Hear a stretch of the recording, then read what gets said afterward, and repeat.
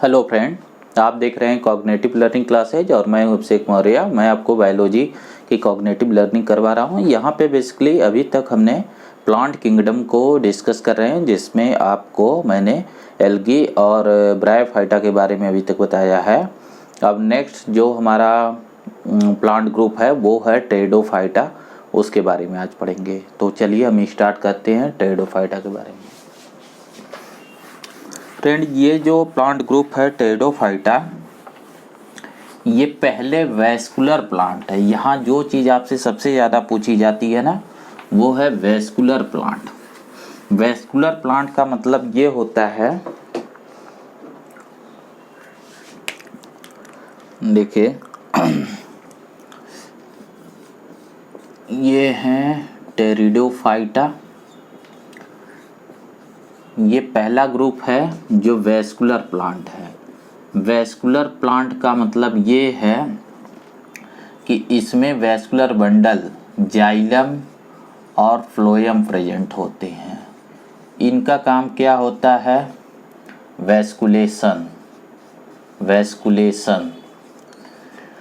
जाहिर सी बात है, टेरेस्ट्रियल हैबिटेट में जहाँ ड्राई कंडीशन होगी वहाँ वाटर को प्लांट के डिफरेंट बॉडी पार्ट तक पहुंचाने के लिए एक टिश्यू सिस्टम का एवोल्यूशन हुआ, जिसे हम बोलते हैं वैस्कुलर प्लांट। अभी तक आपने कि न तो ब्रायोफाइटा में न तो एल्गी में वैस्कुलर बंडल को देखा, तो वो नॉन वैस्कुलर प्लांट है।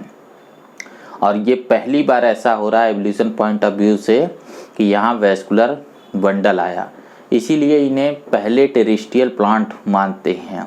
हालांकि यहाँ भी कुछ एम्फीबियस नेचर है, ये जैसे कि एक मार्फोलॉजिकल कैरेक्टर है, तो इसमें जो है ब्रायोफाइटा से एडवांस मार्फोलॉजी आ गई है। वैस्कुलर बंडल का एक फ़ायदा ये हुआ कि इन प्लांट की हाइट अब काफ़ी ज़्यादा होने लगी। जैसे प्लांट बॉडी जो है, कोई भी जो प्लांट बॉडी है, तो प्लांट बॉडी में जो वाटर है, जो कि रूट के थ्रू इसके डिफरेंट लीफ वगैरह तक जो ऑर्गन है वहाँ तक जो पहुँचने का रास्ता है, वो इन्हीं वैस्कुलर बंडल से होके जाता है। तो ये वैस्कुलर बंडल जो है एक्चुअल में क्या किए कि इन्होंने प्लांट की हाइट को बढ़ा दिया, यानी अब ये प्लांट एक ग्रेट हाइट तक ग्रो कर सकते हैं। यानी यहाँ पे जो वेजिटेटिव बॉडी है वो ज़्यादा एडवांस हो गई, और वेजिटेटिव बॉडी में ये वैस्कुलर बंडल वाली स्ट्रक्चर, यानी कि अब हम नहीं कहेंगे कि root like leaf like structure है। यहाँ पे ट्रू रूट भी हैं, ट्रू लीफ भी हैं, क्योंकि उनमें वैस्कुलर बंडल आ गए हैं। यानी कि वो एडवांस प्लांट की तरह, एंजियोस्पर्मिक प्लांट की तरह उनमें भी फीचर आ गए हैं। तो एवोल्यूशन पॉइंट ऑफ व्यू से ये बहुत बड़ा चेंज था जो इस ग्रुप में हुआ। ये पहली चीज़ है, यानी वैस्कुलर बंडल का डेवलपमेंट। सेकंड जो चीज़ है वो हम देखते हैं यहाँ क्या हुआ। सेकंड जो यहाँ डेवलपमेंट हुआ फ्रेंड, वो हुआ कि मेन प्लांट बॉडी यहाँ पे डिप्लॉयड होती है। यहाँ पे देखिए, जैसे इसमें ब्रायोफाइटा में दो चीज़ें आपको बताई जाती हैं। जैसे एक फर्न के ग्रुप को यहाँ बताया जाता है। बेसिकली फर्न यहाँ एक एडवांस ग्रुप है, जो आपको एग्जाम्पल दिए गए हैं उसमें आपको एक फर्न के बारे में बताया गया, दूसरा हॉर्स टेल के बारे में बताया। हॉर्स टेल जो है, इसका जो शेप है, ये वाला देखिए इक्विसिटम, इसका जो शेप है इसमें जैसे लग रहा घोड़े की पूंछ के बाल की तरह है, तो इसलिए इसे हॉर्स टेल बोला जाता है इस स्ट्रक्चर को, इन प्लांट ग्रुप को। तो यहाँ दो ग्रुप हैं। यहाँ जो टिपिकल रिप्रेजेंटेटिव ग्रुप है वो फर्न ही है। तो मैं आपको फर्न के लाइफ साइकिल के फॉर्म में इसे बताऊंगा तो आपको बेहतर समझ में आएगा। तो यहाँ देखिए, यहाँ पे जो इनकी मेन प्लांट बॉडी है वो पहली बार देखिए, यहाँ पे जो प्लांट बॉडी है इसमें एक स्ट्रक्चर है राइजोम, राइजोइड नहीं राइजोम। राइजोम अंडरग्राउंड स्टेम को बोलते हैं। ठीक है। तो पहली बार यहाँ स्टेम है, इस स्टेम से बहुत सारे रूट स्ट्रक्चर्स होते हैं, यानी इनसे बहुत सारे रूट निकले होते हैं। ये सच में रूट हैं, रूट लाइक स्ट्रक्चर नहीं है। और फिर इस राइजोम से लीफ वियरिंग स्ट्रक्चर होती हैं, जिन्हें हम बोलते हैं रैकिस। लीफ वियरिंग इस तरीके से स्ट्रक्चर होती हैं। यहाँ पे ये जो लीफ हैं इस तरीके से देखिए, ये ग्रीन लीफ की इसके स्ट्रक्चर लगी होती हैं बहुत सारी। इनका जो हैबिटेट है फ्रेंड, ये भी जो है शैडो प्लेस, डैम्प प्लेस और वाटर वाले एरिया में ये प्रेजेंट होते हैं। इसकी वजह है कि इनको भी रिप्रोडक्शन में ज़रूरत पड़ती है वाटर की। इन लीफ को यहाँ बोला जाता है स्पोरोफिल। इसकी वजह ये है ना कि ये थोड़ा एक इंफीरियर कैरेक्टर है। ये जो बॉडी है ना मेन, ये इनकी हर सेल डिप्लॉयड है। इसका मतलब ये हुआ कि ये जो स्टेज है ये स्पोरोफिटिक है, यानी कि ये स्पोर प्रोड्यूस करने वाली स्टेज होगी। तो देखिए यहाँ पे ये जो स्पोरोफिल है, इन स्पोरोफिल में ही एक स्ट्रक्चर इस तरीके से इनके मिड रिब में यहाँ पे स्पोरेंजिया का फॉर्मेशन होता है। ये जो स्ट्रक्चर है ये है स्पोरेंजिया। स्पोरेंजिया के अंदर स्पोर बनते हैं। स्पोरोफिल क्यों बोलते हैं? स्पोरफिल का मतलब लीफ, स्पोर का मतलब स्पोर प्रोड्यूसिंग, यानी लीफ जो स्पोर को प्रोडक्शन करती हैं। तो यहाँ पे स्पोरेंजिया के अंदर स्पोर बनते हैं और जो स्पोर होते हैं वो हैप्लॉयड होते हैं। तो हैप्लॉयड स्पोर कैसे बनेंगे? जाहिर सी बात है, डिप्लॉयड बॉडी से हैप्लॉयड स्पोर्स बनने के लिए यहाँ क्या होनी चाहिए? मियोसिस। तो इसका मतलब है स्पोरेंजिया के अंदर यहाँ क्या होता है? मियोसिस, रिडक्शन डिवीजन होते हैं, जिससे 2n वाली सेल से n नंबर का स्पोर का फॉर्मेशन होता है। ठीक है। अब ये जो स्पोर है, ये स्पोर जर्मिनेशन के बाद एक हार्ट शेप स्ट्रक्चर बनाते हैं, जिसे बोलते हैं प्रोथैलस। ये एक थैलस लाइक बॉडी है, हार्ट शेप स्ट्रक्चर होती है, रफली हार्ट शेप एक स्ट्रक्चर होती है जिसे बोलते हैं प्रोथैलस। इसमें नीचे की तरफ इस तरीके से राइजॉइड निकले होते हैं। ये ग्रेन स्ट्रक्चर होती है, यानी कि इसका जो मोड ऑफ न्यूट्रिशन है वो ऑटोट्रॉपिक होता है। कुछ कंडीशन में ये सेप्रोट्रॉपिक भी हो सकता है जब ये नॉन ग्रीन हो। अब इसके अंदर मेल और फीमेल सेक्स ऑर्गन डेवलप होते हैं, जैसे यहाँ पे आर्चिगोनियम का डेवलपमेंट हुआ फीमेल सेक्स ऑर्गन का, और यहाँ नीचे एंथ्रेडियम का डेवलपमेंट हुआ यानी मेल सेक्स ऑर्गन का, एंथ्रेडियम का मेल सेक्स ऑर्गन का। तो फ्रेंड यहाँ से चेंज हुआ है ना, इसके इधर स्पोरोफिटिक है, इधर ये गेम्टोफिटिक जनरेशन है, यानी गेम्टी प्रोड्यूसिंग जनरेशन है, यानी गेम्टोफाइट्स हैं, यानी ये सब हैप्लॉयड सेल वाली हैं, क्योंकि ये हैप्लॉयड स्पोर के जर्मिनेशन से बना है। जब ये स्पोर हैप्लॉयड जर्मिनेट किया है तभी इसका फॉर्मेशन हुआ इस प्रोथैलस का।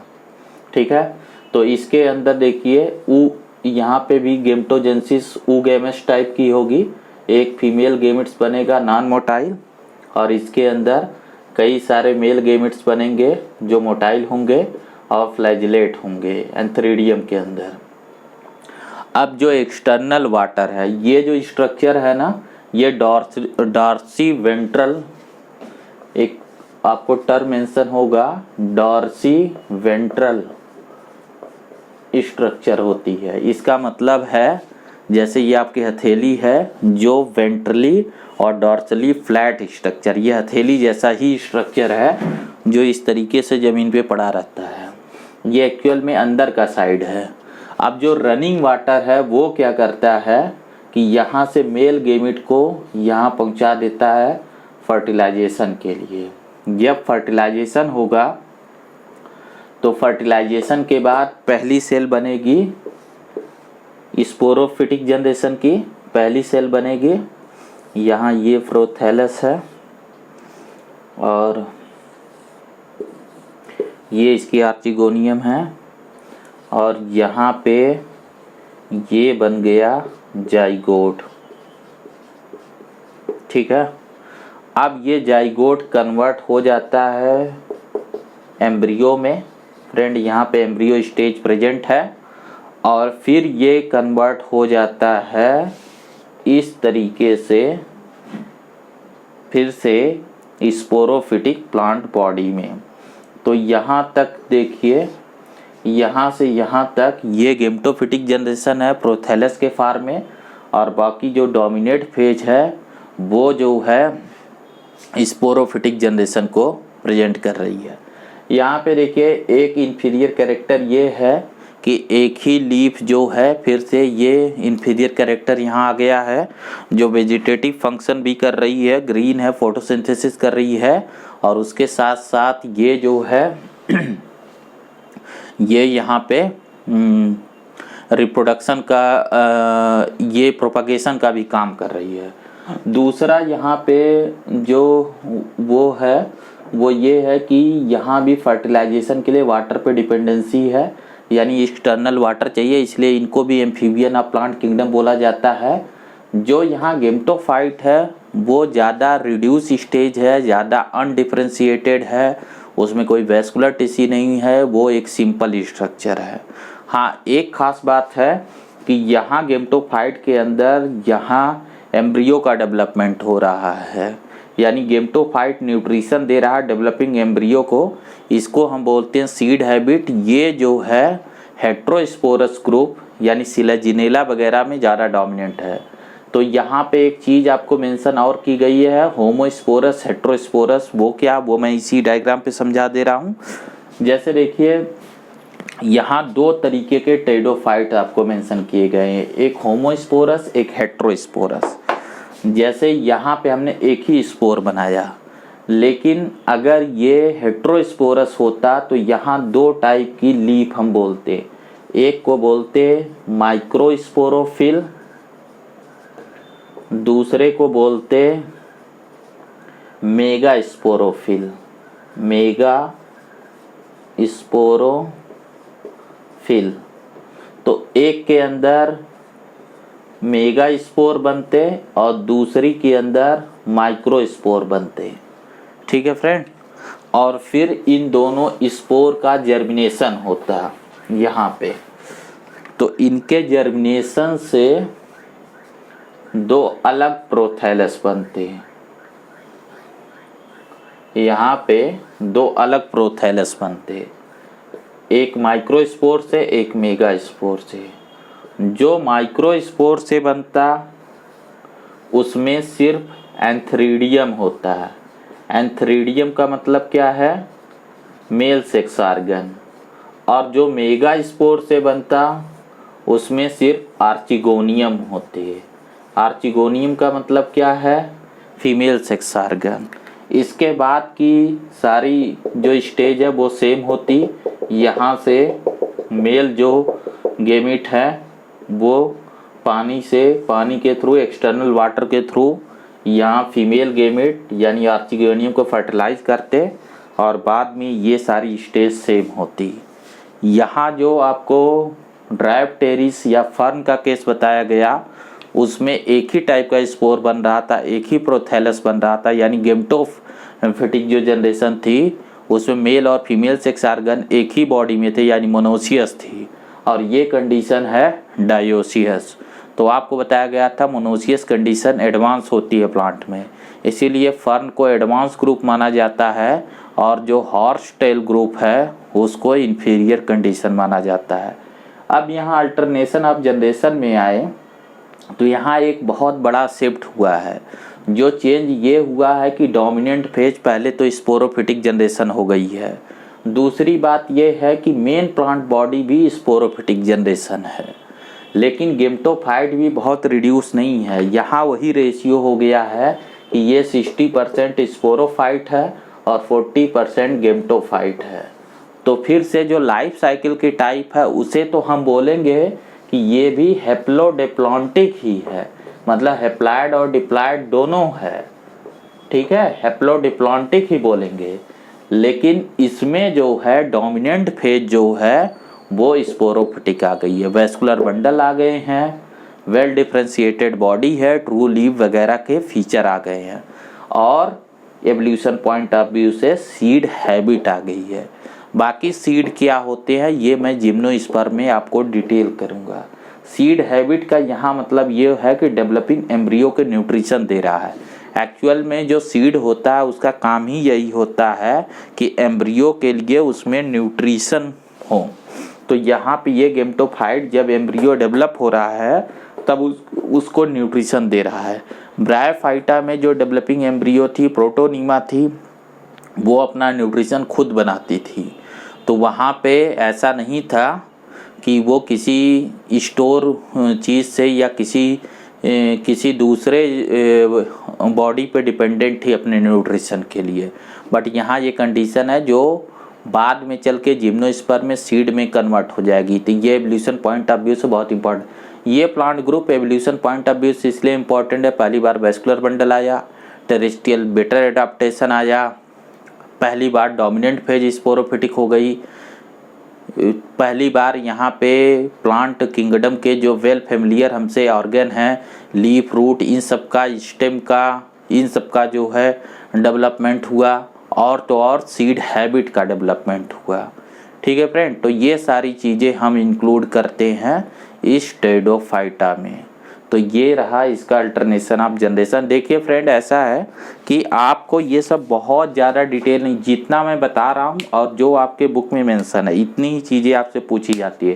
प्लांट किंगडम से जस्ट आपसे 2 क्वेश्चन पूछे जाएंगे और मैं सिर्फ उन्हीं चीज़ों को बता रहा हूँ जो आपसे पूछे जाएंगे। इससे इतर जो लोग आपको इन्फॉर्मेशन देते हैं वो आपसे एग्ज़ाम में पूछा नहीं जाता है, तो उसके बेमतलब के डिटेलिंग में नहीं पढ़ना हमें, वो याद करके आप दिमाग पे बर्डन डालेंगे। अभी ये आपकी पहली यूनिट है और आपको पढ़नी है 10 यूनिट, तो पहली यूनिट का भी ये चैप्टर अभी हमने नहीं ख़त्म किया है।